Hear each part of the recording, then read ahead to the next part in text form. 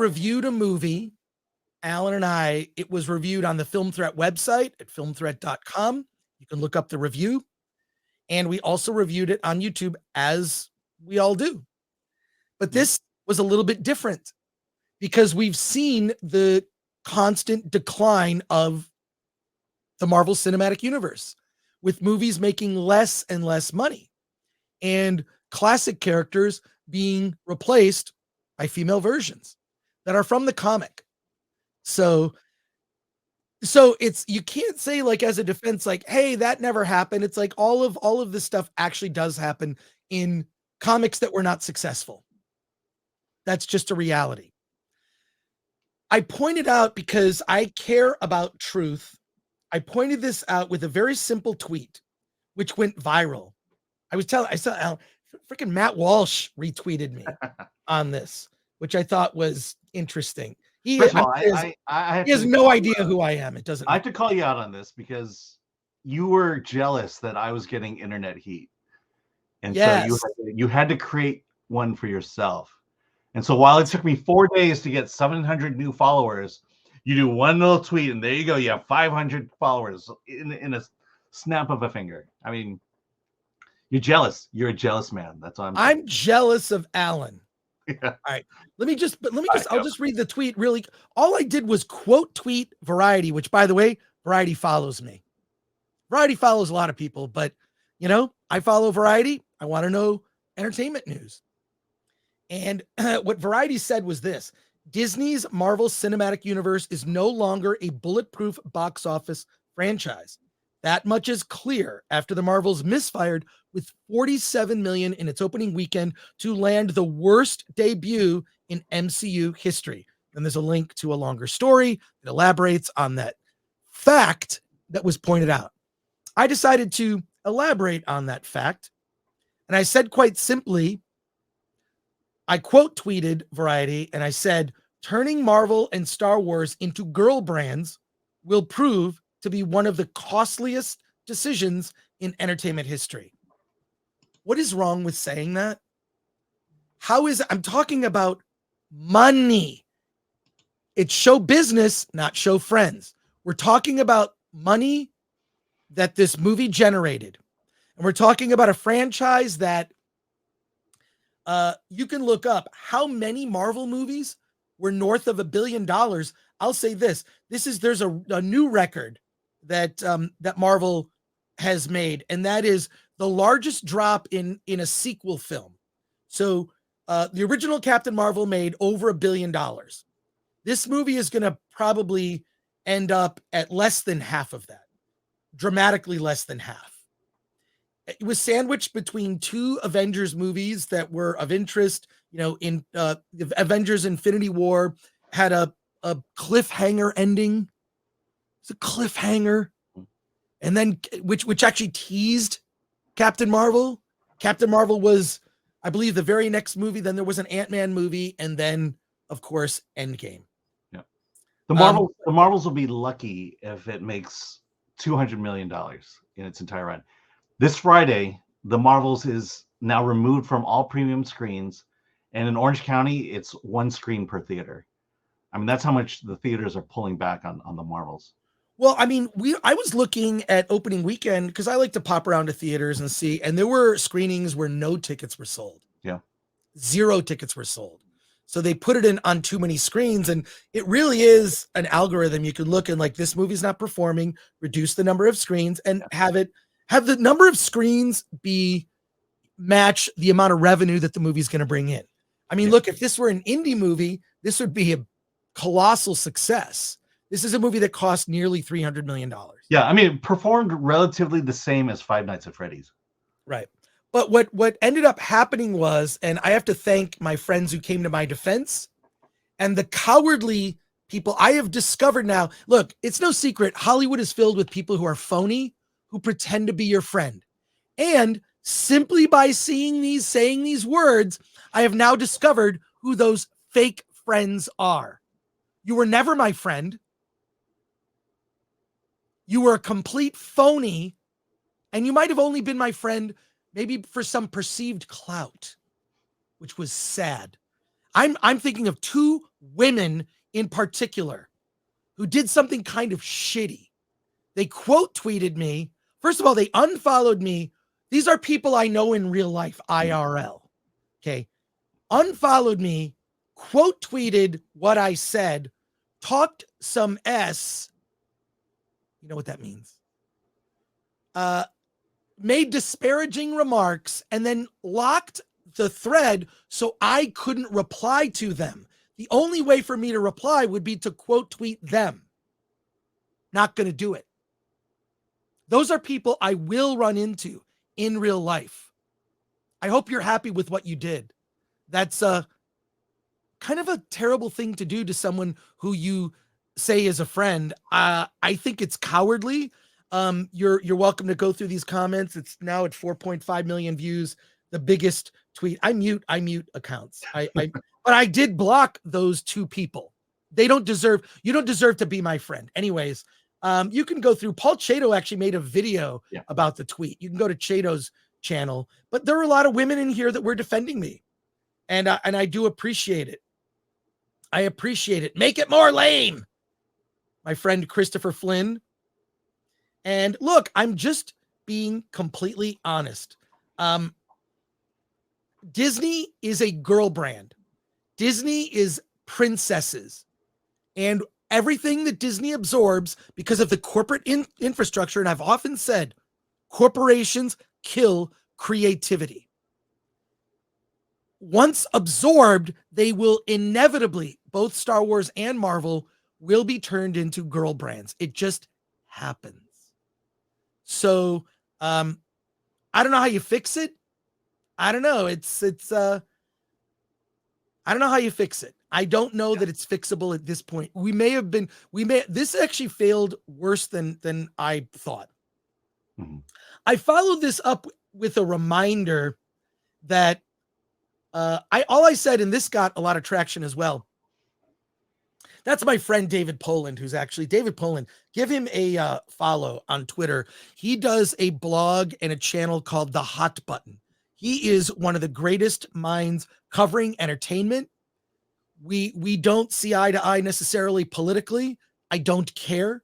I have some great conversations with David Poland. All I said was this. I said, I don't know who needs to hear this, but you can be friends with people who do not agree with 100% of your opinions. The fact that I even need to state that tells me how stupid the world has become. How many more people have become NPCs, or how many more people's brains have been addled by social media addiction, looking for something to rage about.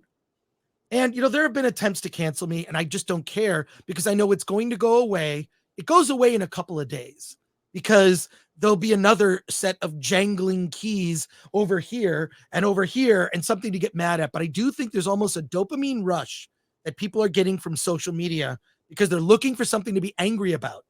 I just happen to be that thing. And but what I find is it's not deep thinkers. I always look to have a good conversation. Plus, go ahead, Alan. Plus it's the small number of people who are loud on the internet. Yes. Like one of the people who did that to you, I looked at it and it was like that comment was seen by 200 people. Yeah. That's the power of these loud people. Right. And the reality is the people who agree, the majority of us don't tweet on social media or don't post anything on social media. We'll throw the like, which is great. That's amazing. That if this was the Marvels, I would get Marvel's underwear if this were happening. That's Cameron Diaz in Spider-Man underoos dancing. And do you remember? Oh my God, I have to go to this. Do you remember what she said?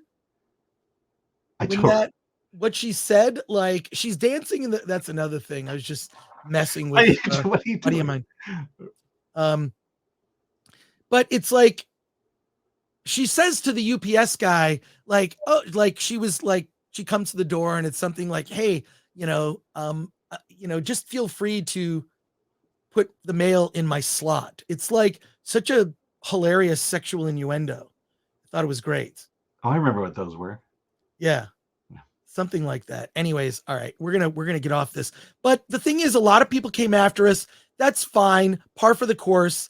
I can deal with it. I'm a big boy. It doesn't matter to me.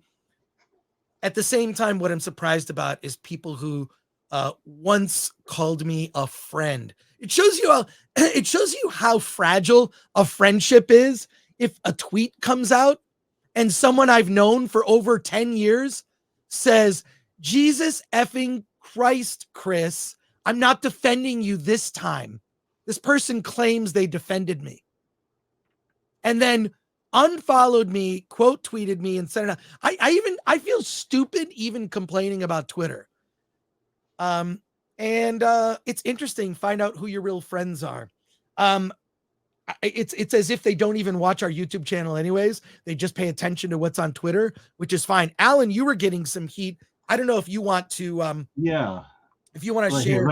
Here, I posted something recently. Let me just pull it up here. I've learned Twitter over the last few days. It's like all these things you could do with Twitter. Let me see. And then I need to, how do I switch? Dang it. How do I switch tabs? Okay, here. Oh, should I explain to you how the internet works, Alan? Well, no, it's like you should be able to just do a screenshot, or you just should do whatever's live on your screen. Okay, here we go. I got it. All right. So I basically just said there are few who actually make cogent and reasonable arguments about what you and I said this last week. Respect. The vast majority instead pull the straw man argument and resort to name calling and labeling because they have no actual argument. I mean, that's the thing I experienced all weekend. There was a Marvel and DC writer who posted a comment about my tweet, and she basically said, she basically was saying what everyone else was saying, and I felt like she could be reasonable, and I just responded by saying, look, this is the quote that Rotten Tomatoes pulled of mine. And I recognize the reality that there are women and girls who read comic books. The problem is that when I was growing up in the 70s and 80s, I rarely saw a woman in a comic book shop, rarely saw a woman at a Comic-Con. And that thankfully today there are more women and girls who read and make comic books. But the problem is you cannot make a $250 million movie and expect that base to show up. And she came back at me by saying, I understand that. It's just that the way you stated it, it sounded like you were excluding girls from comic books. And I said, you're right. That's how it sounded. You're not wrong. And that's what Rotten Tomatoes chose to run. And then I said, the internet is not a great place to have a nuanced conversation. At which point she responded, you're right. And we liked each other's comments and went on our day. And that's the thing is you can have a civil conversation, understand the other person's standpoint, find common ground, and move on with life. But in these cases, they have nothing. These critics have nothing to say.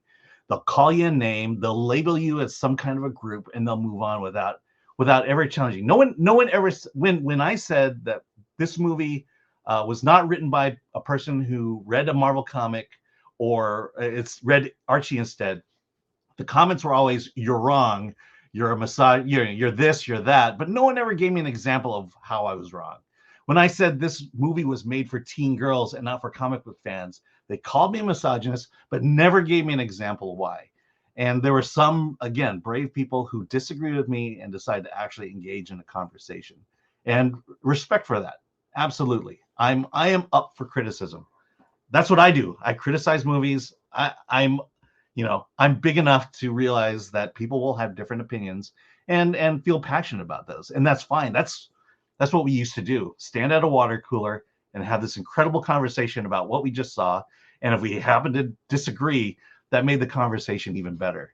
And we've lost it. We've lost the ability to have a conversation, to find common ground, and to make this industry better from it.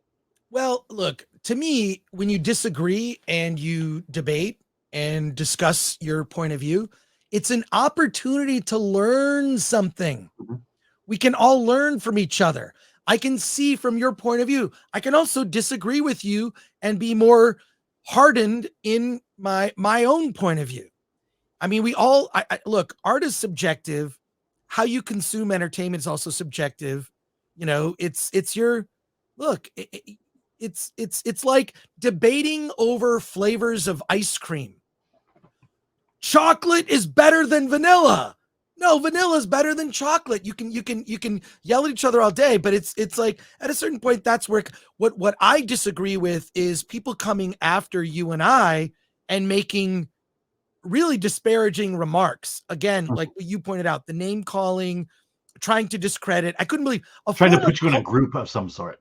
A former coworker of mine, who I haven't talked to, and this is actually fairly common for like when you work on a show, whether it's a movie or a TV show, once it wraps and you move on to something else, you really don't talk with a lot of people after. You kind of keep in touch or whatever, but like that's it. This person came after me in an incredibly cruel way. F that person, unfollowed, blocked, and goodbye. Goodbye. And that's it. And they wanted you to know that, right? They wanted me to know it. And it's weird because normally I would mute those people. Now I've gotten to the point where like, nope, when you cross a line, you're gone. Let's go to your comments and questions here. I don't know. Yeah. Let me just say one thing that I found interesting was when my Rotten Tomatoes review came out, people grabbed a screenshot, had my name, film threat, and then the quote. After a couple of days, they removed my name and put something like "sad little pathetic man." But I found it interesting that they removed my name. And not saying that that these anti-racists are racist, but maybe they're racist. That's all. I think part of the problem is, Alan, you're not. I mean, Alan, you are of Asian descent. Mm-hmm. It's incumbent upon you to listen to all the white people. You don't have the right opinions, Alan. Yeah. Why aren't you? I agree. I would one day Alan? love to have the same supreme opinions that white people have. Oh my God. In fact, white people, please tell me how I can become the supreme person that you need me to be. And I will do that. Thank you. Well, the thing is I feel like that's like, I mean, look, I mean, I know you're joking. We joke all the time about stupid stuff, but like, it is sort of like, what are you, this guy, you just have this opinion. You are allowed to have this opinion. What I don't like is you're seeing a lot of people that like are almost like telling you you're not allowed to have this opinion, Alan Ng. You're not allowed to think for yourself or be an individual. They see you as a group that has to get in line. It's kind of disgusting. Oh, wait, I like your new shirt. Oh, thanks. Look at that. Love it. Yeah. I mean, there's a movie that just came out last weekend from Mexico called Radical, starring Eugenio Derbez. And you realize watching the movie that the Mexican education system is far superior than California education system. But the whole point of that movie was if you teach a child to think critically, that child can master more skills even if they're not taught that skill. And that's the thing we've lost with our young folk these days. They've lost the ability to think critically, to take an idea that you hold and challenge it. And by challenging it, it either A, strengthens your position, or B, causes you to think through your arguments. And maybe you might be wrong, maybe you might be right, or maybe you just need to be a little more nuanced about the way you say it. But critical thinking is something that is lost on social media and frankly, in our youth today.